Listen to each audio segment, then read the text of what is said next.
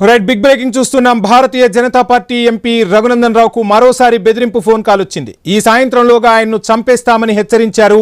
తాము హైదరాబాద్లోనే ఉన్నామని ఫోన్ కాల్లో దుండగులు చెప్పినట్టు తెలుస్తుంది. ఎంపీ రఘునందన్ రావుకు బెదిరింపు కాల్ రావడం ఇది ఆరోసారి.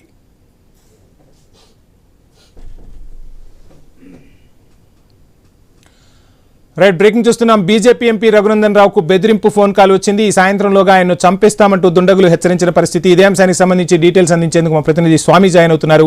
స్వామి, ఒక్కసారి కాదు, రెండు సార్లు కాదు, ఆరోసారి రఘునందన్ రావుకు బెదిరింపు కాల్ వచ్చినట్టుగా తెలుస్తుంది.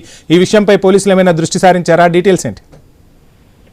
వంశీ, మెదక్ బీజేపీ ఎంపీ రఘునందన్ రావుకు పదే పదే థ్రెట్ కాల్స్ వస్తున్నాయి. ఒకవైపు గతంలో ఆయన సిక్ అయినప్పుడు కూడా మేము మధ్యప్రదేశ్ నుంచి ఫోన్ చేస్తున్నాము, మేము మావోయిస్టుల నుంచి ఫోన్ చేస్తున్నామని రకరకాలుగా పేర్లతోని బెదిరిస్తున్నటువంటి ఒకవైపు అగంతకులు ఈ రోజు సాయంత్రం లోపు మరొకసారి రఘునందన్ రావుని మేము చంపేస్తామని ఒకవైపు బెదిరింపు కాల్ చేశారు. దీంతో ఆయన పోలీసులకు పదే పదే ఫిర్యాదు చేసినప్పుడు కూడా ఎవరు చేస్తున్నారు, ఎక్కడి చేస్తున్నారు అనేది కూడా ట్రేస్ చేయలేకపోతున్నారని చెప్పేసి కూడా రఘునందన్ రావు అనుచరులు, ఆయన అభిమానులు కూడా పోలీస్ శాఖ తీరుపైన వారంతా కూడా ఒకవైపు గుర్రగా ఉన్నారు. ఒకవైపు ఇది పదే పదే చేస్తున్నారంటే కావాలని చెప్పి చేస్తున్నారా, అగంతకులు లేదా ఏదైనా దురుద్దేశంతో చేస్తున్నారని చెప్పి తేల్చాల్సి ఉంది. ఒకవైపు ఎక్కడి నుంచి వస్తున్నాయి కాల్స్, దానికి సంబంధించిన ఎవరు చేస్తున్నారు అనేది కూడా ఇంత చూడాల్సి ఉంది.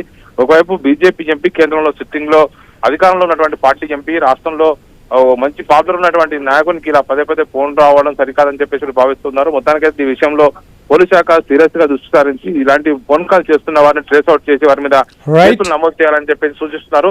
దానికి తోడు రఘునందన్ రావు సంబంధించి ఎప్పుడు నియోజకవర్గం నిత్యం ఏదో ఒక సందర్భంలో పర్యటిస్తూ ఉన్నారు. మరోవైపు పార్లమెంట్ ఇప్పుడు వర్షాకాల సమావేశాల్లో పాల్గొంటున్నారు.